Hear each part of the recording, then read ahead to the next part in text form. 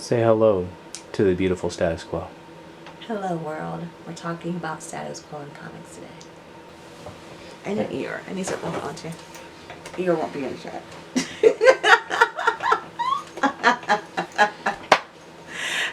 Welcome to Bag and Boarded. I'm Tabitha. This is my husband Michael.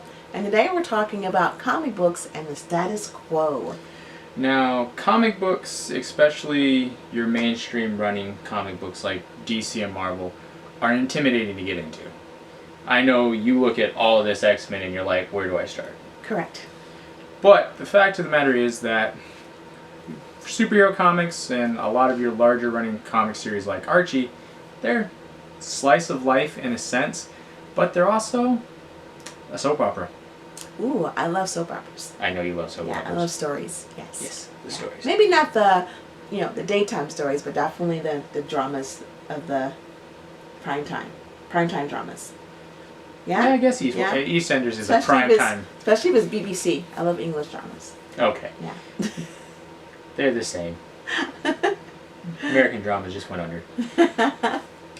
But the fact of the matter is that when people talk about comic books, they usually, at least in the US, they're usually talking about superhero comic books. And they do. They have a rich history. Batman's been going on 80 years. Superman's 80 years. Wonder Woman's just about hit that point. Archie Andrews is over 80 years. 80 years. Right? Yeah.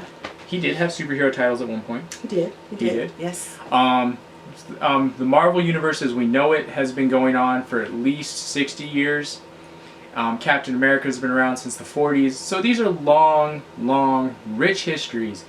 And they are confusing because not always were they designed to make sense by reading them in order. So if you're going to get into comic books and you're afraid of where you're going to start into, we have been reading comic books of this nature for a very long time. And I can honestly say it's intimidating, but nowhere near impossible. My favorite to talk about this, because the two that I'm very well known with, is X-Men and The Flash. But I'll focus on Batman because he's probably the most interesting, even though he's not my specialty. And I think also most recognizable, too. Yeah. In my opinion. Yes. Yeah. Because I knew about Batman comics, from growing up with the Adam West version of Batman, which I know is the soft version of Batman. Trying to think if I could do the Batman. Of what we know with Batman of today. Yeah, I mean... Because like X-Men, I really didn't know about X-Men until the movies. And even then... And then I discovered that there was a just extensive comic story. Yes. I would say Batman is the easiest one to look at from a soap opera angle in understanding why superhero comics are a soap opera. But at the same time, he's also one of the most confusing characters to attempt to analyze history. Right. And he's very, I think the story is relatable to what we think of as a drama series. There's a death. Someone always dies in a drama series. Yeah. It's usually, or they go broke. Oh, they go broke. But they go broke and then they rebuild their lives again. So you have the underdog story. Yeah, I mean, Batman is some of the elements. Batman is all of those. And he's human. He's 100% human. He doesn't have any kind of weird, out of this world power that was given to him, or mutants were born with it, or any type of genetic mutation, let's say, that enhance his abilities. He's just a broken person. Which, hey, let's face it, a lot of us are broken people out here. Yeah, but I mean, but a lot of us aren't people who have a billionaire. I would love to be broken inheritance. and having $1 billion. Because money and brokenness never works. No. Something bad happens. Sorry. I've decided to ignore my therapist today and punch people. But, so, as I was saying, X-Men and The Flash are where I got started. And I'll round back into Batman. X-Men, I think, works as a soap opera because you have team members that come in and out. You can introduce new team members that kind of fit the archetype that are leaving. But you can get into that. And the hardest part with them, I would say, is just making sure you get into a series when a new writer is starting, or he's starting a new story arc. He or she. Right. And Flash, I started when Wally West had taken over. He was originally Flash's sidekick, the Kid Flash. Barry Allen, the second Flash, which is another reason getting into comic books can be difficult is there's multiple Flashes. You have the Golden Age Flash. That was really interesting to me to understand that, because coming from the world where the characters don't change, they stay the same person. Like there aren't different characters to represent Archie. Archie is still the redhead kid. Yeah. High school. There's no other version of Archie, other than maybe the character is modernized, but he stays Archie. Yes. Stays Archie Andrews. So that was interesting to learn that. Like, what was it? Green Hornet? No, not Green Hornet. Green Lantern. Green Lantern.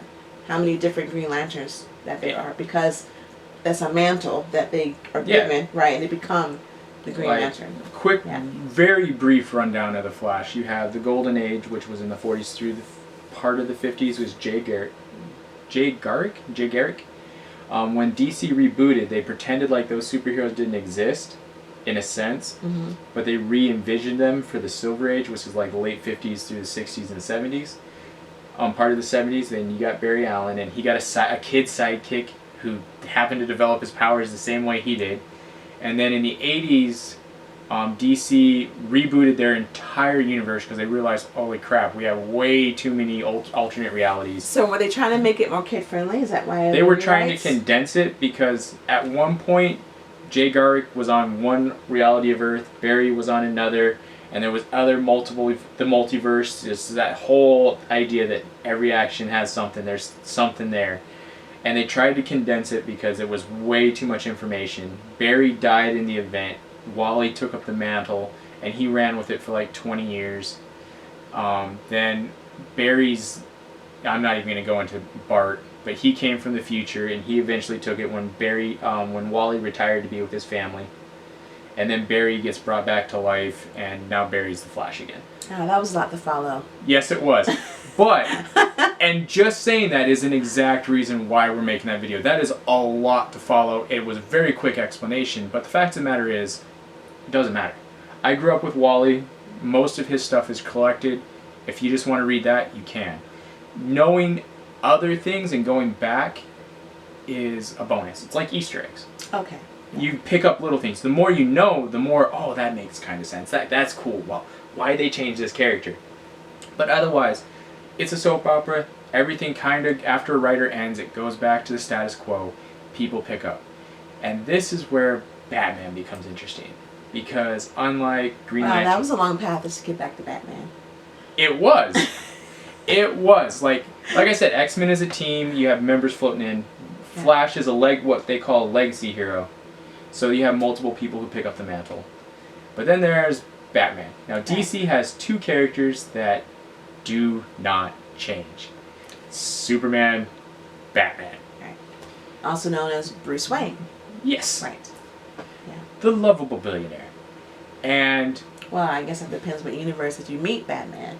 That always very lovable. That's very true. Now, most of your Batman recommendations are going to be what's called out of continuity. Your Dark Knight Returns, your Batman Year One. They're stories that kind of affect in everything, your Long Halloween, but reality, you don't have to know anything else about Batman. And to be honest, that's how you should read Batman, period. Because Batman has been Bruce Wayne since 1939. There's little moments here and there where he takes off the cowl for like a year and somebody else steps it up. But it always comes back to Bruce. So reading Batman is tedious. Your 1940s, he's more hard edge. Your 1950s, the Comic Code Authority came in and he became more slapstick funny. Yeah, like had space adventures. Right. Was that? It sounds like that might have been designed to meet the show. No, the TV 1950s. Show? Okay. So this the TV show was the 60s? 66. Okay. All right. So this was almost 15 years before that. Okay. Comic Code Authority, they didn't want overly violent comics going and influencing the youth. Okay. All right. The 60s was more slapsticky, and as the Batman TV show became popular, it kind of followed that trend. And then a new writer came in, Dennis O'Neil, and he was like, Batman used to be cool. He used to be a detective. Let's make him cool again. Like, he used to fight the criminals were actually criminals. Right. and it started a little bit harder. I mean, he was still had... Yeah, they were the underbelly of Gotham City, yes. right? Yeah. But as you can see, there's just phases. So Batman became a little bit darker. In the 80s, he became a lot darker. And the 80s usually is represented in Batman by two stories. Dark Knight Returns, which is set in the future with a Batman who retired and realized, why I retired, the city went to crap, I need to come back. So we need an older Bruce Wayne. He's like 56. I think I've seen that one. I think he's like 56. Yeah. And then you have Year One, which kind of, when they rebooted the universe... Is the Butler still alive with Bruce Wayne? Because no. Yeah, because he was old when Bruce was a child. Yeah, Alfred is older. not alive. Yeah, okay, all right. And then you have... That would be weird. Then you have Year One, which is kind of Batman learning to be Batman. Now, all these stories are great. And in the 90s, you started getting crossovers. This is one of the points where Bruce steps away because he gets attacked and brutalized so bad that he can't be Batman anymore. Okay. But then he claws back and he becomes Batman again. The underdog story once again. And then there's a point where he seemingly gets killed in the mid 2000s, but he really just got displaced in time, and he crawls back and becomes Batman again, and it just happens. So that sounds confusing, but you also have to realize that for all those events to happen to actually one character is impossible. Even if each issue of a Batman comic is a single day, he would still be like 80. That's a spunky 80-year-old. Very spunky 80-year-old. So, with this problem, as I said, Batman always comes back. You can start back wherever you want. Now, your love and constantly never changing comic is... Archie Andrews. Ah, yes. The only thing that changed about Archie is his clothes and the world around him. That is very true. Yeah, it's only one Archie.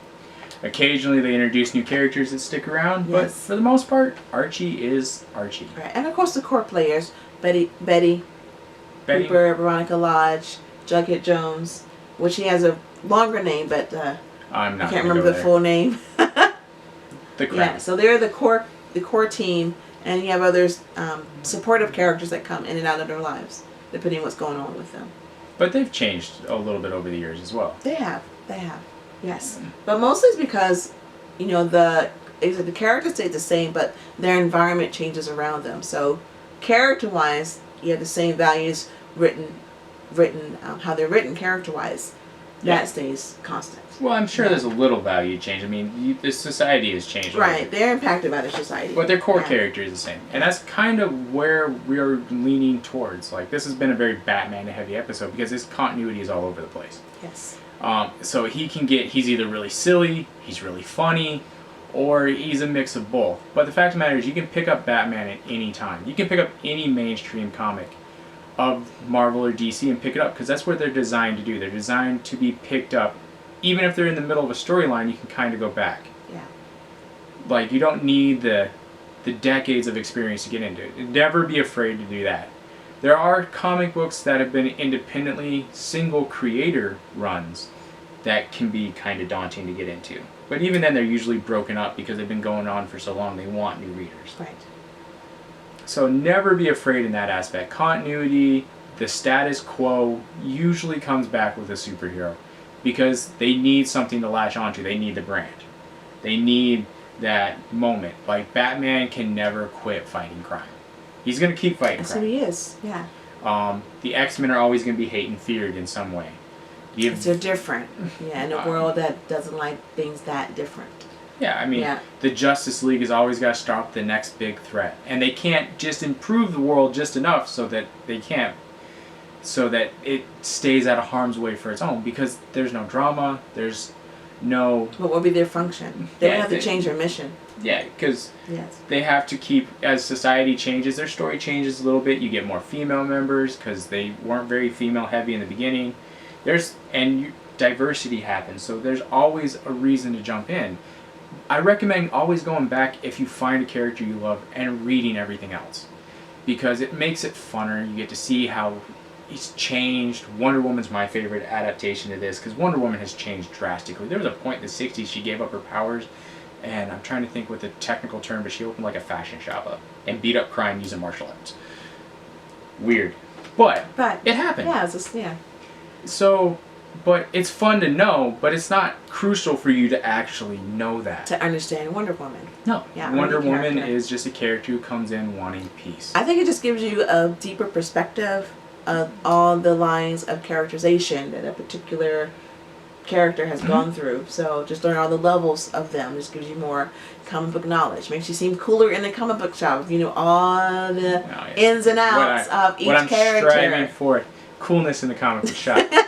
But honestly, it's also an interesting gauge. Soap operas are an interesting gauge of society because you can see how they're changed. Yes. I'm sure, like, Coronation Street in the 60s is massively different than Coronation Street in 2010. Right. Coronation Street is a popular British, long-running British series. Yeah. It's serialized entertainment, and that's what superhero comics are. They're serialized entertainment for the most part. It's your X-Men, your Batman, your Avengers have been going on forever, and they want to continue to go on. So never be afraid just to pick one of them. Right. Just read. Just pick something you like and read. Yeah. Yes. That's how I started my comic book career, in reading it. Yeah. Yes, it's my second unpaid job. This is non-profit. Non-profit, yes, non-profit. But in all seriousness, like, I picked it up, I had no clue, and I just went to town from there. So we thank you for listening to our little talk about how not to be afraid to get into comics. The status quo will always end up going back. I'm Mike. I'm Tabitha. If you could subscribe, like, or dislike, hit the notification bell. We'd be very much appreciative. And any comments you have, we'd love to read them. This has been Bag and Border. We'll see you later. See you next time.